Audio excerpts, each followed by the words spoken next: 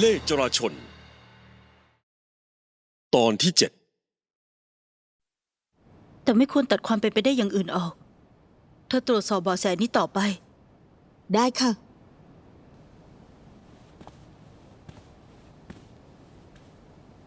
เป็นอะไรไปหัวหน้าค่ะหลี่เฉวยหมินตายแล้วทำไมถึงเป็นแบบนี้เรียกรถพยาบาลแล้วไม่ใช่เหรอรถพยาบาลมาช้าไป2 นาที2 นาทีที่สำคัญนี้ลากชีวิตหลี่เฉวยหมินไปทำไมรถพยาบาลถึงมาช้าได้พยาบาลที่มากับรถบอกว่าตอนที่พวกเขาใกล้ถึงได้ยินเสียงคนยิงปืนนึกว่าทางนั้นเกิดเรื่องก็เลยไปทางนั้นสุดท้ายก็เลยล่าช้าสอบสวนพยาบาลคนนั้นหรือยังยังค่ะ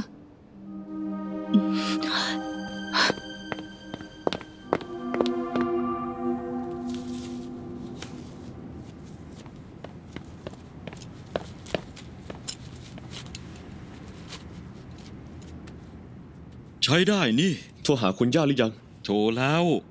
บอกคุณย่าตามที่นายสั่งเลยบอกว่า2 วันนี้จะอยู่บ้านเพื่อนฉันไม่กลับบ้านหวังใจแล้วใช่ไหมไป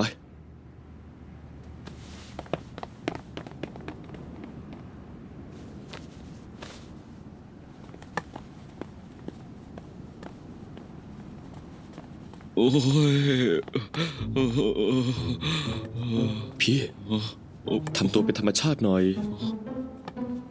อ๋อ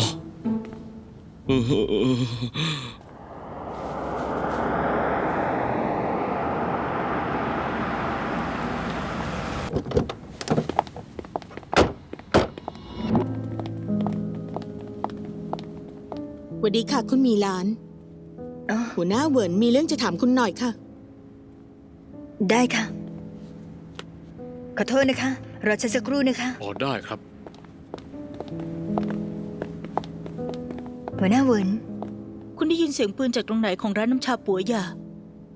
ฉันอยู่ถนนทางตะวันตกของร้านน้ำชาตอนนั้นคุณเห็นชายหนุ่ม2 คนไหมคะพวกเขาแต่งตัวดีหน้าตาก็ไม่เลวไม่เห็นค่ะตอนนั้นบนถนนคนเยอะไหมเยอะค่ะบนถนนคนเยอะขนาดนั้นคุณรู้ได้ยังไงว่าฉันถามถึง2 คนไหนถึงบอกว่าไม่เห็นตอนที่รถแล่นผ่านฉันมองออกไปนอกหน้าต่างรถมีผู้ชายอายุ40 กว่าคนหนึ่งผ่านไปพอดีไม่มีชายหนุ่ม2 คนค่ะ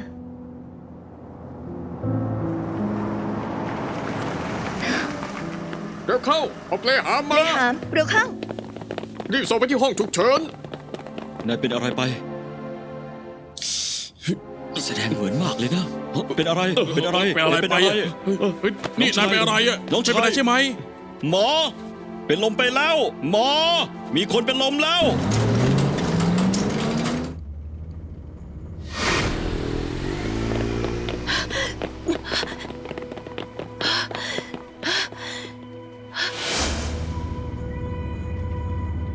หัวหน้าคิดอะไรอยู่คะพยาบาลคนนั้นคิดว่าเธอไม่ได้พูดความจริงเหรอคะเธอทำให้ฉันรู้สึกแปลกๆ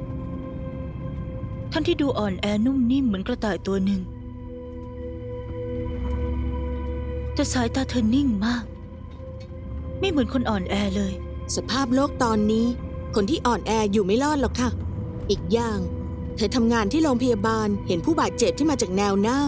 เจอทั้งแขนขาดขาขาดถูกระเบิดไส้ทะลักหัวขาดสมองไหลก็มีพอเห็นเยอะก็นิ่งเอง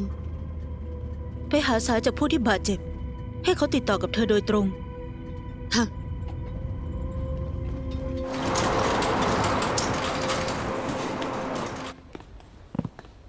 คุณหมอครับรู้สึกยังไงบ้างดีขึ้นบ้างไหม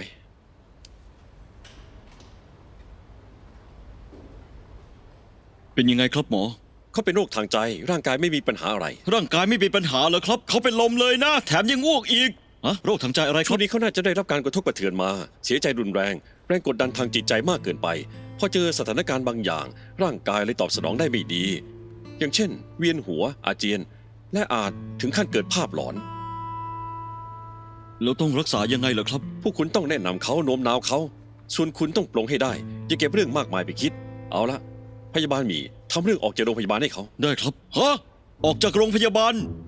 ยังไม่หายจะให้ออกแล้วเหรอตอนนี้เตียงของโรงพยาบาลเรามีไม่พอมี มีคนไข้รอเต็มทางเดินไปหมด คุณก็น่าจะเห็นอาการของเขาไม่จำเป็นต้องนอนโรงพยาบาล หมอครับ คุณช่วยเมตตาด้วยเถอะ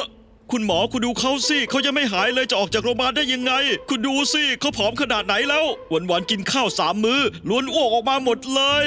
ร่างกายแบบไหนจะทนความทรมานนี้ได้ คุณดูสิตอนนี้เขาจะอาเจียนอีกแล้ว คุณหมอดูสิคุณหมอดูสิคุณหมอคุณดูสิเนาะคุณหมอ คุณหมอโจ ถ้ายังไงให้อยู่โรงพยาบาลดูอาการอีก2 วันเถอะ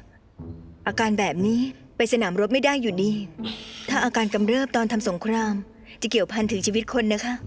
อย่างน้อยก็ต้องรู้ก่อนว่าอาการจะกำเริบตอนไหน แบบนี้ถึงจะรับประกันความปลอดภัยของชีวิตเขาได้ ตอนนี้คนไข้ห้อง 201 205 แล้วก็ห้อง 210 กำลังทำเรื่องออกจากโรงพยาบาล ทหารที่บาดเจ็บตรงทางเดินก็จะได้ห้องแล้ว งั้นก็ได้ คุณดูอาการอีกสักระยะ ถ้าอาการเขากำเริบอีก แจ้งผมทันที ค่ะ ขอบคุณครับคุณหมอ คุณวิน เป็นยังไงบ้างคะ ร่างกายดีขึ้นบ้างหรือยัง ยังไม่สบายตรงไหนอยู่ไหมคะ ยังพอไหว แค่รู้สึกไม่มีแรง งั้นเหรอคะ งั้น คุณพักผ่อนเยอะๆนะคะ อย่าคิดเยอะ แล้วก็อย่ามีภาระทางจิตใจ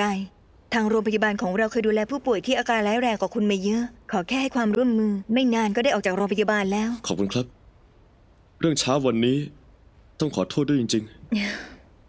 ไม่เป็นไรค่ะใครๆก็มีอารมณ์ไม่ดีกันทั้งนั้น ฉันไปทำงานก่อนนะคะ ถ้าพวกคุณมีเรื่องอะไรก็เรียกฉันได้นะคะ ฉันไปทำงานก่อนนะคะ อ่ะ แล้วเจอกันค่ะ เดี๋ยวครับ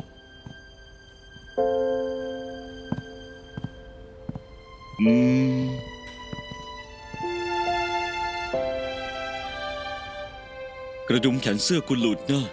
แบบนี้เวลาทำงานจะไม่สะดวกเอาหรือเปล่า ให้ผมช่วยนะครับ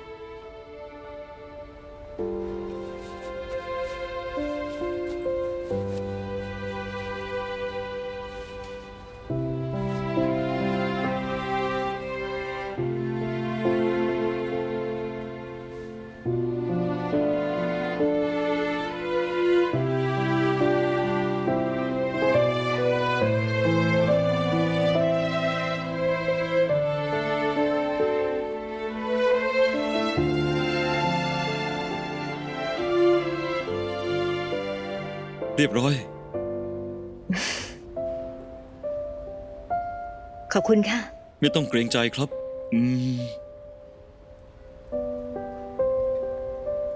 อ่ะงั้นคุณไปทำงานเถอะ งั้นฉันไปทำงานก่อนนะคะ แล้วเจอกันค่ะ แล้วเจอกันครับ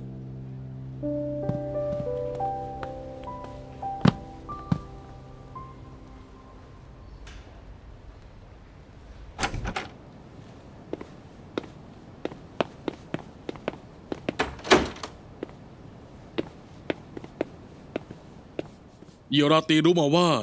หวนเย่หมิงไล่ตามไปถึงถนนฝั่งตะวันตกของน้ำชาปัวหยาถึงคล้ายกับ2 พี่น้องตระกูลอิน ก่อนหน้านั้น มีรถพยาบาลของทหารบาดเจ็บแล่นผ่านไปทางนั้น แล้วก็มีคนเห็นกับตา ว่ารถพยาบาลคันนี้รับหนุ่มวัยรุ่น2 คนที่บาดเจ็บไป เยราตีบอกว่าจะหาเวลาไปดูที่โรงพยาบาลทหารบาดเจ็บครับ หาวิธีทำลายสถานการณ์ชะงักกันนี้ อยู่ในสงครามต่อต้านญี่ปุ่น พวกเราไม่ควรปะทะกับหน่วยข่าวกรองทหารซึ่งหน้า ครับ จริงสิ ข่าวของปาเกอร์และยังต้องตามต่อไป ข่าวกรองในมือเขา เป็นไปได้ว่าจะเป็นแผนการรบที่ญี่ปุ่นจะโจมตีฉางซา เหล่าหยาง ผมมีคำถามหนึ่งมาตลอด คนญี่ปุ่นโน้มน้าวซีเหวินเจี้ยไปเป็นพวก เท่ากับรู้ว่าเจียงเจี้ยซือคิดจะทิ้งฉางซา ตกลงแผนการรบนี้มีค่ามากแค่ไหนกันแน่ทำไมองค์กรถึงต้องให้พวกเราเอาข่าวกรองนี้มาให้ด้วยล่ะครับ กลยุทธ์ที่คนญี่ปุ่นมักชอบใช้ ก็คือการบุกโจมตีซึ่งหน้า จากนั้นอ้อมโจมตีจากด้านข้าง การอ้อมโจมตีจากด้านข้างแบบนี้ จะทำลายแนวป้องกันของเราได้ สถานการณ์ที่หูหนานของเราค่อนข้างพิเศษ ภูมิประเทศก็ค่อนข้างซับซ้อน ฉะนั้น เส้นทางอ้อมโจมตีของศัตรู มีอยู่2 เส้นทาง ถ้าไม่ใช่ตะวันออกก็ตะวันตกกำลังทหารเรามีจำกัด ไม่สามารถป้องกันได้ทุกจุด ดังนั้นพวกเราต้องรู้ให้ได้ว่าศัตรูจะมาจากทางตะวันตกของทะเลสาบเย่หยางอ้อมมาโจมตี หรือจะโจมตีจากทางตะวันออกของเจียงซีนี่คือเรื่องที่สำคัญที่สุดในการรักษาฉางซา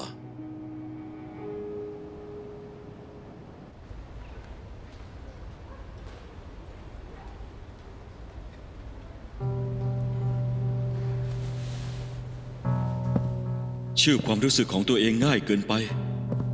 อาจไม่ใช่เรื่องดีก็ได้ ตอนแรกฉันก็แค่ พี่ยังไม่รู้จักเธอ อย่าหวั่นไหวกับเธอง่าย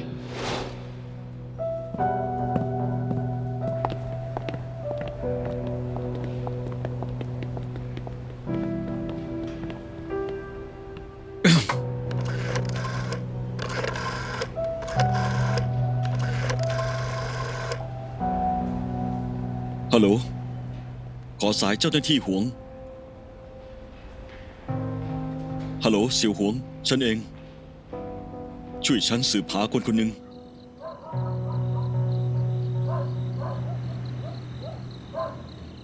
เธอยุ่งจะตายทำไมถึงมีเวลามาหาฉันได้ล่ะ ก็ฉันไม่ได้เจอพี่นานแล้วอ่ะ ฉันก็คิดถึงพี่สิ พอเลย มีเรื่องอะไรก็พูดมา เราสองคนเล่นกันมาตั้งแต่เด็ก รู้จักกันมาตั้งกี่ปีแล้ว ไม่ต้องพูดอ้อมค้อม งั้นฉันจะพูดเรื่องจริงจังแล้วนะ พี่ฉันมีเรื่องอยากจะถามพี่เขยหน่อยนะ เรื่องของเธอรีบมากไหม ถ้าเธอรีบมากงั้นก็รอเขากลับมา เขาไม่อยู่บ้านทั้งวัน หาเงินได้ไม่เท่าไหร่ยังว่าฉันนอกลู่นอกทาง เธอดู พูดถึงปุ๊บก็โผล่มาปั๊บ คุณดูสิว่าใครมา โย่คุณนายจิน พี่เขยเลิกงานแล้วเหรอคะ ไม่เจอกันนานเลยนะ จินกุ้ย เธอรอเดี๋ยวนะ อ๋อค่ะ เธอนั่งนั่ง ค่ะ เธอมีเรื่องจะคุยกับคุณ รีบจัดการ พวกเธอสองคนคุยกันไปก่อนนะ ฉันจะไปดูว่าลูกนอนหรือยัง ได้ค่ะ พูดมาสิ มีเรื่องอะไรอะ พี่เขย คุณไปของเรามีพี่น้องคนหนึ่งชื่อติงซิงจู่ๆก็หายตัวไปโดยไม่มีสาเหตุ พี่ว่าคนเป็นไม่เห็นตัวตายไม่เห็นศพ น่าเป็นห่วงมากจริงๆอะพี่รู้จักคนเยอะ ช่วยพวกเราสืบหาหน่อยได้ไหม คือว่า มีคำพูดหนึ่ง เธออย่าอารมณ์เสียนะ คนแก๊งตระกูลไปของพวกเธอ หายตัวไปบ่อยๆอยู่แล้วไม่ใช่เหรอ เฮ้ย ฉันไม่กลัวที่จะบอกความจริงพี่ บางคนหายไป พวกเรารู้อยู่แก่ใจ แต่ว่าติงซิงคนนี้ พวกเราไม่รู้ต้นสายปลายเหตุจริงๆอะ ไม่มีเบาะแสเลยเหรอ ไม่งั้นจะมาหาพี่เหรอคะ เธอว่าการทำให้คนคนหนึ่งหายไปได้เนี่ยกองตำรวจของเราไม่มีความสามารถแบบนี้หรอก พี่จะบอกว่าเป็นหน่วยข่าวกรองเหรอ อะฉันไม่ได้พูดแบบนั้นนะ นี่ ช่วงนี้เราไม่ได้ไปล่วงเกินหน่วยข่าวกรองสักหน่อย พี่เขย พี่สนิทกับหน่วยข่าวกรองทางทหารช่วยถามให้พวกเราหน่อยสิ บอกเธอแบบนี้แล้วกัน ถ้าคนคนหนึ่งจู่ๆหายไป ตามสืบร่องรอยไม่เจอ สมมุติ ฉันพูดว่าสมมุตินะ ว่าเป็นฝีมือหน่วยข่าวกรองจริง งั้นเธอลองคิดดู พี่น้องของพวกเธอ ต้องเกิดเรื่องใหญ่แค่ไหน เรื่องใหญ่ขนาดนี้ ฉันมีปัญญาไปตามสืบเหรอ เฮ้ย เธอดื่มน้ำเถอะ เอามา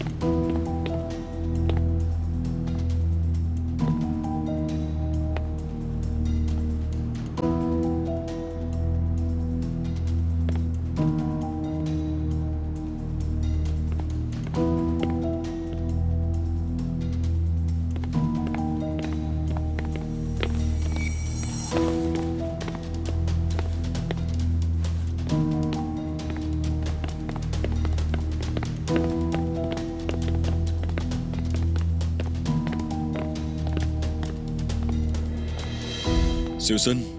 ฉันไม่รู้ว่านายจะหาอะไร แต่ว่าฉันค้นทั่วโรงพยาบาลแล้วทั้งห้องผู้ป่วยและเต็นท์ทั้งหมด ไม่มีคนที่หน้าเหมือนปาเกอร์เลย ผมก็ไม่รู้ว่าผมหาอะไรอยู่ ไม่เป็นไรซิลเซนพี่มีความคิดอีกอย่างความคิดของฉันน่าจะถูกต้อง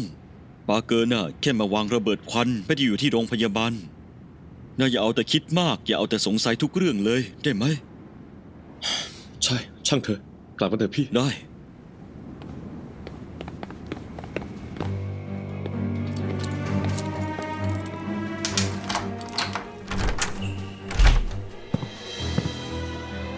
ใครน่ะ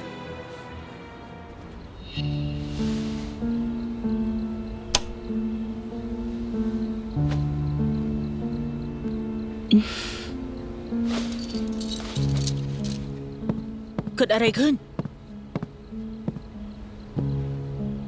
ผมยืนยันได้แล้วว่าชุยเหวินจื้อใช้เส้นทางน้ำนั่งเรือที่ค้ารายงานของเซียวเหยาจุยคนที่ส่งเขาขึ้นเรือ แล้วก็เซียวเหยาจุยรู้เรื่องนี้มากแค่ไหน ตอนนี้ผมยังตรวจสอบอยู่ แต่การตายของหนิวหง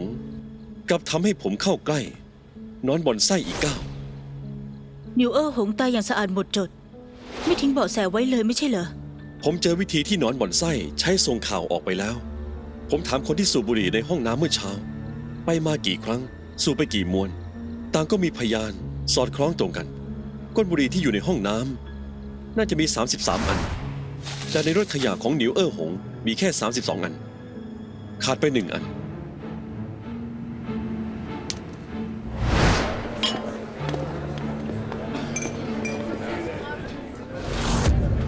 ก้นบุหรี่เป็นยี่ห้อจินห่วง คุณจะบอกว่า นอนบ่อนไส้สอดข้อมูลไว้ในก้นบุหรี่ แล้วค่อยส่งต่อให้หนิวหง แต่ว่าเขาไม่รู้รายละเอียดและเนื้อหา จะส่งข่าวออกไปได้ยังไง เขาแค่ให้พรรคพวกของเขา จับตาดูคนที่ปฏิบัติการก็พอแล้ว ฉันเหรอ ผมมีลางสังหรณ์อย่างหนึ่ง ว่านอนบ่อนไส้คนนี้ จะเป็นคนที่พวกเราคาดไม่ถึง มีคนที่คิดบ้างหรือยัง คนที่ประชุมในห้องประชุมเมื่อเช้า ผมรู้นิสัยสูบบุหรี่ของทุกคน จากก้นบุหรี่ที่หายไปอันนั้น ผมลดเป้าหมายให้น้อยลง จนเหลือ3 คน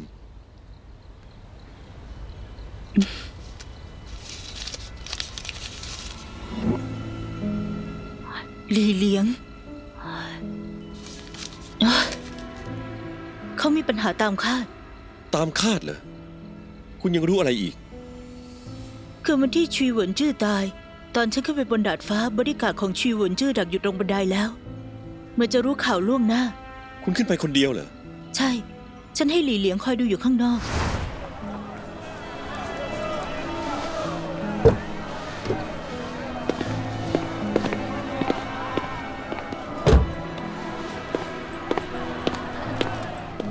ซื้อบุหรี่ซองหนึ่ง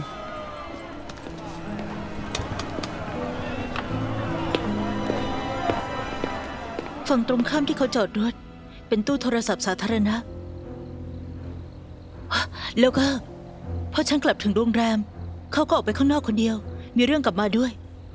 ตามที่เขาพูดเขาออกไปหาผู้หญิงมา ขากลับเจอคนเมา มีปากเสียงเลยทะเลาะกัน บาดแผลที่ขาของเขา เห็นชัดว่าถูกมีดที่บางและคมบาดเข้า คนขี้เมาธรรมดาไม่มีมีดแบบนั้นหรอก ดูเหมือนว่าหลี่เหลียงคนนี้ จะต้องตรวจสอบให้ดีสักหน่อยแล้ว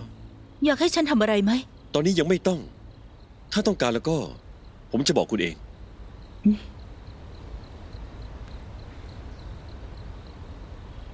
นี่ก็ดึกแล้ว คุณรีบพักผ่อนเถอะ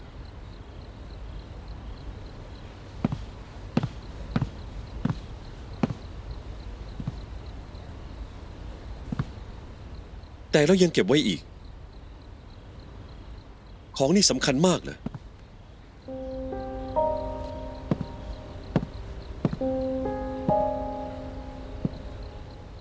นี่เป็นของที่แม่ให้ฉันมา ตอนที่ฉันออกจากบ้านเกิด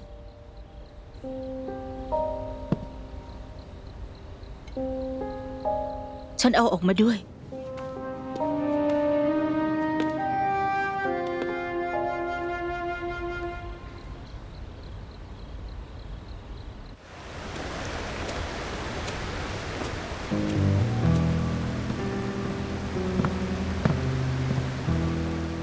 พูดมามีเรื่องอะไร คุณชายใหญ่หวิน ให้ผมตามหาคนลักษณะเหมือนคนที่คุณให้ผมหาเลย รู้ใช่ไหมว่าต้องทำยังไง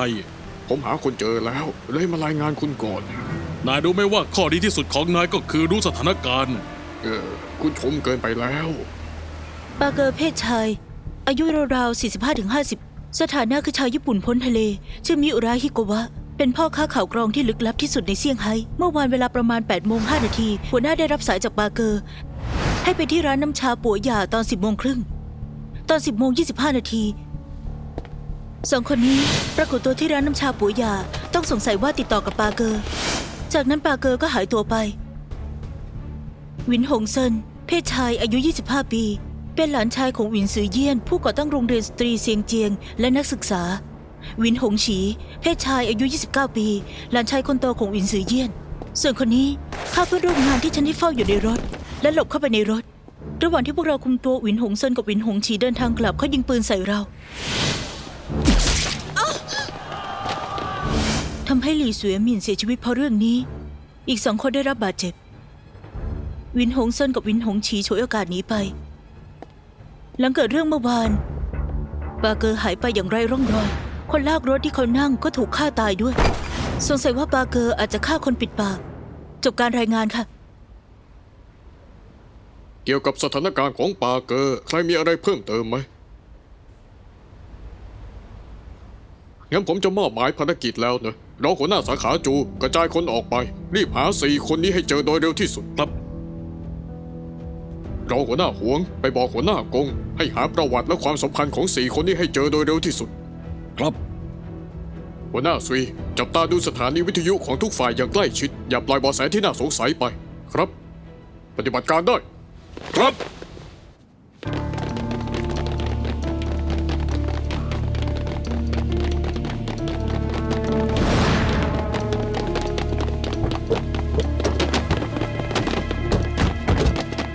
ไปได้ นายมา ไปได้ มานี่ไปได้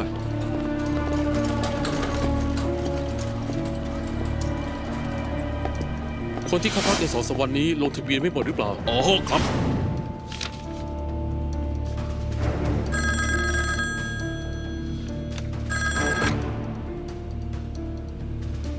ลมแรงอย่าออกไปบ่อย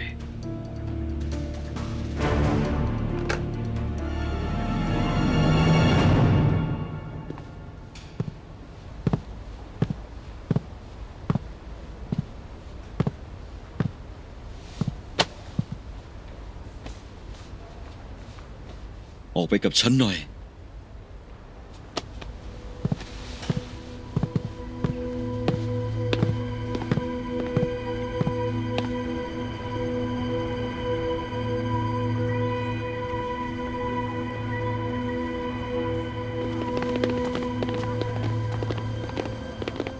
คุณชายใหญ่ คุณชายรอง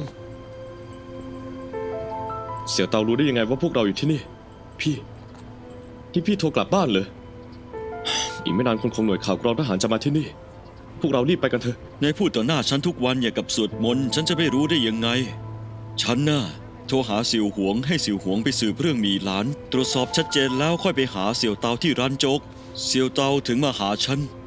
ต่อให้คนของหน่วยข่าวกรองจะดักฟังเขาจะดักฟังสายของกองบังคับการตำรวจได้เลย แบบนี้ก็ดี พี่ให้คนไปสืบเรื่องหมีหลานเหรอ นายสงสัยเธอไม่ใช่เลยสืบให้ชัดเจนก็ดี นายจะได้ไม่ต้องเอาแต่สงสัยทั้งวัน พูดมาเถอะ มีหลาน ปีนี้อายุ 26 ปี หลังจบจากโรงเรียนสตรีก็ไปเรียนต่อที่วิทยาลัยพยาบาล หลังเรียนจบก็ไปทำงานที่โรงพยาบาลเหรินอ้าย ปีที่แล้วไฟไหม้เมืองเหวินซี โรงพยาบาลเหรินอ้ายถูกเผา ก็เลยย้ายมาอยู่ที่นี่ ได้ยินว่าพ่อของเธอทำธุรกิจอยู่ที่เซี่ยงไฮ้มาตลอด มีเท่านี้แหละครับ พวกนี้ล้วนเป็นข้อมูลที่เปิดเผยได้ ไม่มีประโยชน์อะไร บางคนที่มีปัญหา ยิ่งเปิดเผยยิ่งทำให้คนไม่มีช่องโหว่ ยังไงนายก็คิดว่ามีหลานมีปัญหาใช่ไหม ผมไม่ได้พูดแบบนี้ นั่นหมายความว่ายังไง นี่ก็ตรวจสอบชัดเจนแล้วไม่ ผม ใช่ แค่เชื่อ เหร เรื่ อ องบังเอิญ พี่ ทุกครั้งที่เธอปรากฏตัวรอบตัวเรา มันบังเอิญเกินไป คุณชายใหญ่ คุณชายรองหวังดี คุณคิดดูนะครับ คนที่อยากเป็นนายน้อยตระกูลอินของเรามีเยอะแยะจะตายไป ระวังไว้หน่อย ไม่ใช่เรื่องเสียหายนะครับ ได้ นายรีบกลับไป ดูแลคุณย่าให้ดีอ๋อ ถ้ามีเรื่องอะไรฉันค่อยให้เสี่ยวหวงไปหา ครั นา บ ย งั้นผมไปก่อนนะครับ เสี่ยวเตา2-3 วันนี้ถ้าไม่มีเรื่องด่วนอะไร พยายามอย่าออกจากบ้าน แล้วก็ตอนโทรศัพท์ต้องระวังด้วย อย่าคุยกับคนอื่นมั่วซั่ว ตอนที่นายติดต่อกับเสี่ยวหวงก็ต้องระวังให้มาก เขารู้จักคุณชายใหญ่เป็นการส่วนตัว เกรงว่าเรื่องนี้จะไม่ใช่ความลับอะไร เขากลัวว่าตอนที่จับตาดูพวกเขาจะไปสังเกตเห็นนายแบบนี้ก็ยุ่งยากแล้ว รู้แล้วครับคุณชายรอง ผมจำไว้หมดแล้ว ระวังตัวด้วย ครับ ผมไปแล้วนะครับ อ๋อเดี๋ยวก่อน ฮะ ตอนนี้คนพวกนั้นไปจับตาดูที่หน้าบ้านเราแล้วใช่ไหม ก็ใช่นะสิครับ น่ารำคาญจะตายอยู่แล้ว พี่ อย่าทำอะไร นายไม่ บ้า ต้อง ๆนะ ยุ่ง เรื่องนี้ฉันยิ่งคิดยิ่งโมโห ถ้ายังไม่สั่งสอนพวกนั้นอีก จะคิดว่าตระกูลหวินเราไม่มีใคร รังแกได้ง่าย คุณชายบอกมาได้เลยจำได้แล้วครับ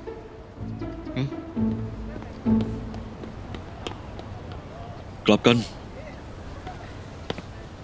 สวัสดีครับ ขอถามว่าหัวหน้าหลีกัวต้งหน่วย 534 อยู่ห้องผู้ป่วยไหนค เดี๋ รั ย บ วช่วยเช็คให้นะ อ๋อ คะ ขอบคุณนะครับ คุณบอกว่าคุณเห็นรถพยาบาลคันนั้นเหรอ ค่ะ จะว่าไปพ่อหนุ่มสองคนนั้นหน้าตาดูดีเชียวนะ คุณแน่ใจนะ แน่ใจค่ะ อยู่ชั้น 2 ห้องแรกด้านซ้ายมือค่ะ อ๋อ ขอบคุณนะค ไม่ รับ เป็นไรค่ะ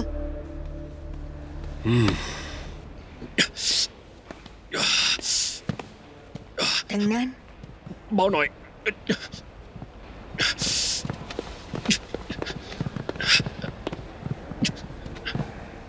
ระวังนะคะ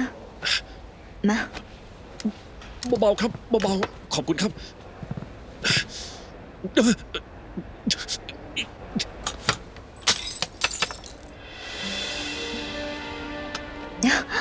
ขอโทษค่ะ ขอโทษค่ะ ขอโทษจริง ๆ ค่ะ ฉันทำเลนส์แว่นตาคุณแตก ฉันจะชดใช้อันใหม่ให้นะคะ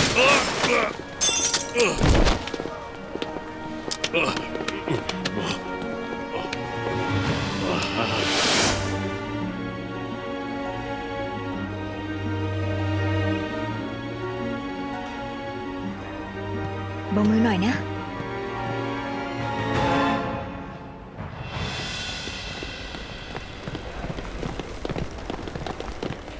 มีหลาน มีอะไรเหรอคะ พวกเราหลบอยู่ที่นี่ เกิดทำให้คุณเดือดร้อน พวกเรารู้สึกผิดแว่นตาที่คุณทำแตกนะ พวกเราจะไปช่วยตัดให้ใหม่ ถือเป็นน้ำใจของพวกเรา ไม่ต้องหรอกค่ะ ถ้าคุณไม่ยอมรับปาก พวกเราคงจะรู้สึกไม่สบายใจ ฉันจะกล้ารบกวนได้ยังไง เอ๊ะมีหลาน ไม่ใช่เรื่องรบกวนอะไรหรอก ช่วยจับตาดู 3 คนที่อยู่ในภาพวาด ถ้ามีข่าวอะไรรีบแจ้งฉันทันที นี่เบอร์โทรศัพท์ฉัน ตอนนี้น้องชายผมป่วยทางจิต เขาคนนี้น่ะ ไม่ชอบติดค้างน้ำใจใครเป็นที่สุด ถ้าคุณไม่ให้เขาตอบแทน เขาจะรู้สึกแย่เอามาก งั้นก็ได้ค่ะ ขอบคุณนะคะ จริงสิ คุณมีหลาน ถ้าเกิดคุณหมอถามขึ้นมา ถ้าคุณหมอถามขึ้นมา ฉันก็จะบอกว่าพวกคุณสองคนไปเดินเล่นแถวนี้ แต่ว่าต้องรอให้คุณหมอตรวจคนไข้เสร็จก่อนนะคะ ๆ แน่นอนครับ พวกคุณสองคนคงไม่ได้คิดจะแอบออกไปเที่ยวหรอกนะคะ ไม่ใช่จริง ๆ ครับ แค่อยากไปตัดแว่นเฉยๆ แต่ว่าพวกเราแค่อยากทำแบบลับ งั้นก็ได้ค่ะ พวกคุณต้องกลับมาให้ตรงเวลานะ ไม่งั้นจะได้โดนคุณหมอดุแน่ ๆวางใจได้ครับ ระวังตัวด้วยนะคะ งั้นฉันไปทำงานแล้ว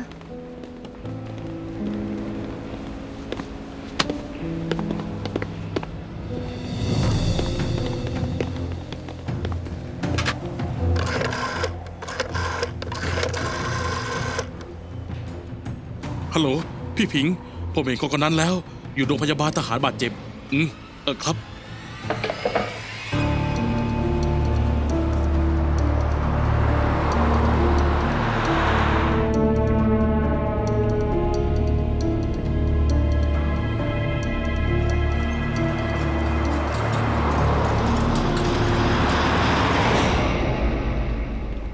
นี่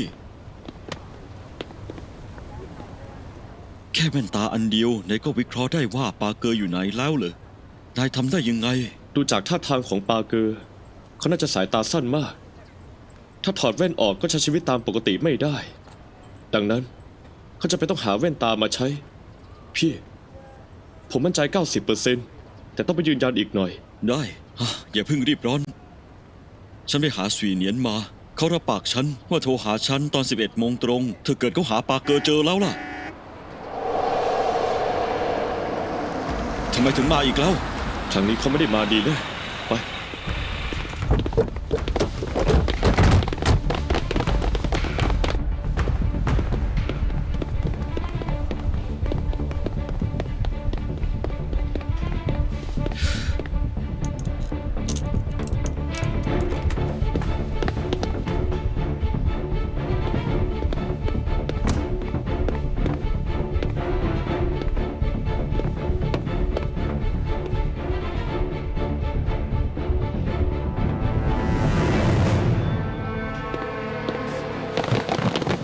พวกคุณไปทางนี้ พวกเราไปทางนั้น เอ๊ะทำไมไม่มีคนล่ะ คงเห็นพวกเราแล้วหนีไปแล้ว โรงพยาบาลถูกปิดล้อมแล้วหนีไม่พ้นหรอกคน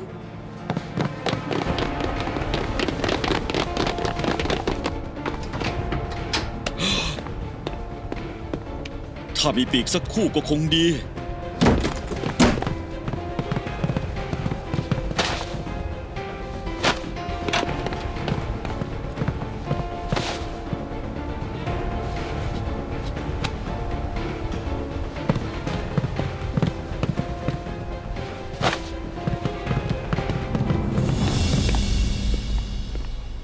บัตรประจำตัว ไปได้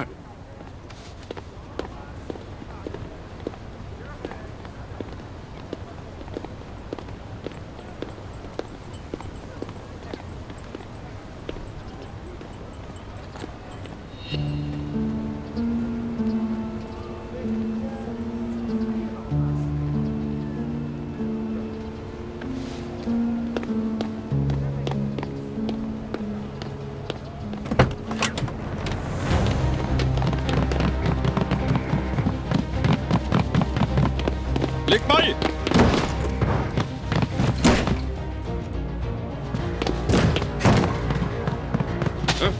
คุณจะทำอะไรน่ะ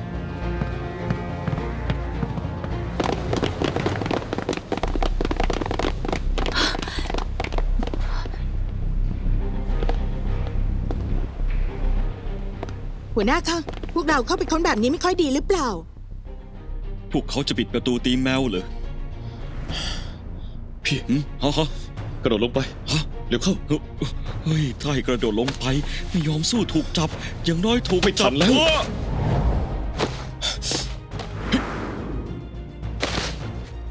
คน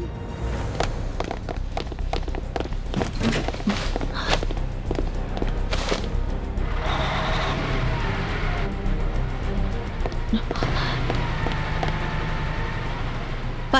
ตามรถคันนั้นไป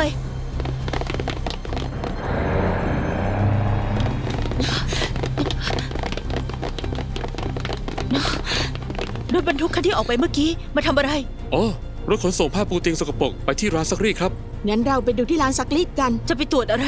พอออกไปพวกเขาคงหนีไปแล้ว รถคันนั้นไปทางไหน ไปทางตะวันตกครับ ถอย เตรียมทีมปฏิบัติการ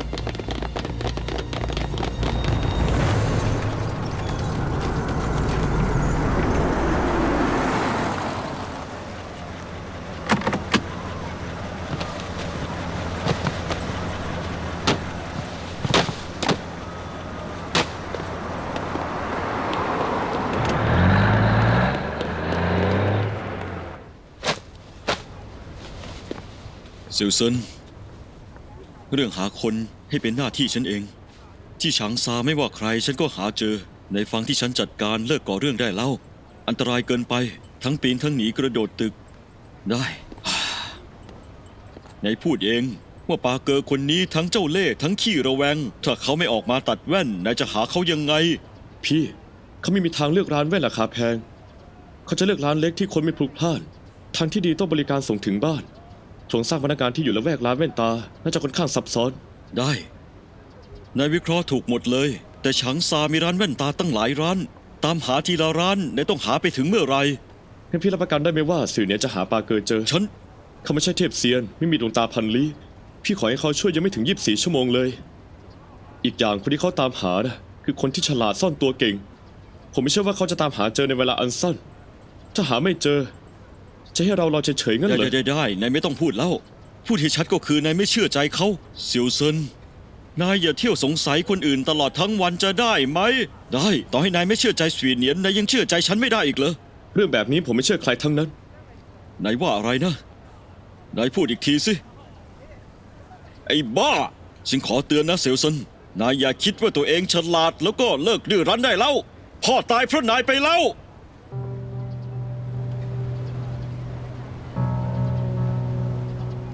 พี่ พวกเราแยกเป็น2 ทาง เดี๋ยวพี่โทรศัพท์ไปหาสื่อเนียน ผมจะไปดูร้านแว่นตา อีก1 ชั่วโมง ผมจะโทรไปที่ตู้โทรศัพท์ตรงถนนพัวจือ ถ้าสื่อเนียนจะหาปาเกอร์เจอแล้วก็ พี่ไปรอผมที่นั่น เราค่อยเจอกัน เซียว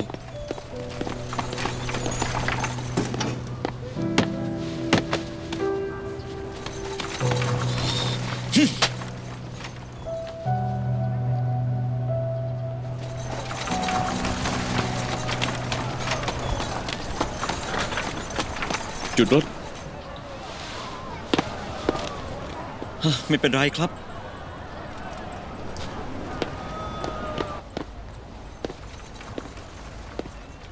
เท่าแก่ เชิญครับ ตัดแว่นเลยครับ เท่าแก่ที่นี่ไปส่งของที่บ้านได้ไหม โอ้ยขอโทษด้วยครับหลานเล็กคนน้อยทั้งร้านมีผมทำคนเดียว ส่งของไปไม่ได้หรอกครับ ขอบคุณนะครับ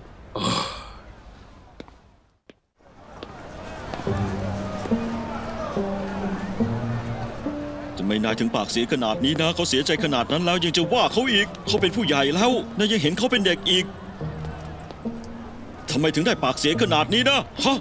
เมืองช้างน้อยแห่งช้างซาอะไรกันนายไม่ใช่อะไรทั้งนั้น พี่ชายบ้า ฮัลโหล ฮัลโหลสวีเนียนฉันเองวินหงฉี คนนั้นเป็นผู้เชี่ยวชาญ ระวังตัวมาก ตอนนี้ผมสืบได้แค่เขาเคยพักที่โรงแรมเสียงเจียง วันรุ่งขึ้นก็เช็คเอาท์ออกไปแล้ว ตอนนี้ยังไม่รู้ว่าพักอยู่ที่ไหน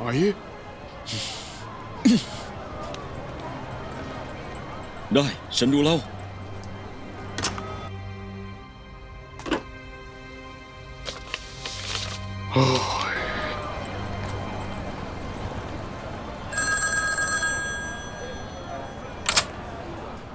ฮัลโหล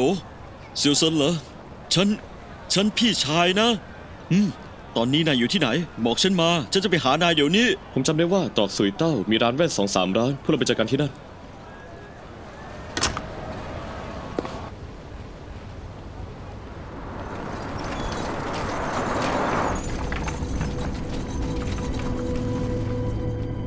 หัวหน้ากลับสถานีไหมคะ ไปตระกูลอิน ค่ะ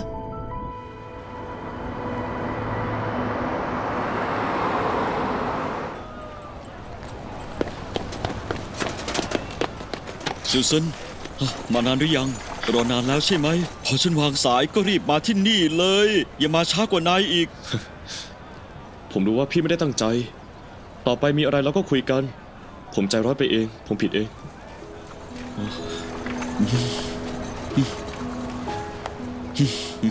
งั้นก็ได้ รู้ว่าผิดแล้วแก้ไขยังถือว่าเป็นเด็กดี พี่ชายนายใจกว้าง ไม่คิดเล็กคิดน้อยหรอก อีกอย่าง พี่ก็ผิดเหมือนกัน ต่อไป มีอะไรต้องปรึกษากัน ได้ ไป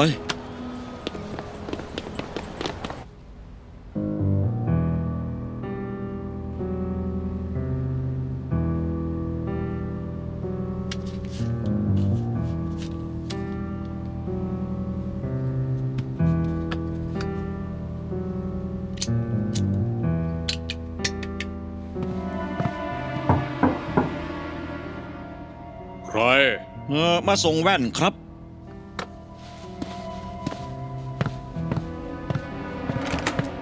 เท่าแก่แว่นตาของคุณเสร็จแล้วครับ ขอบคุณ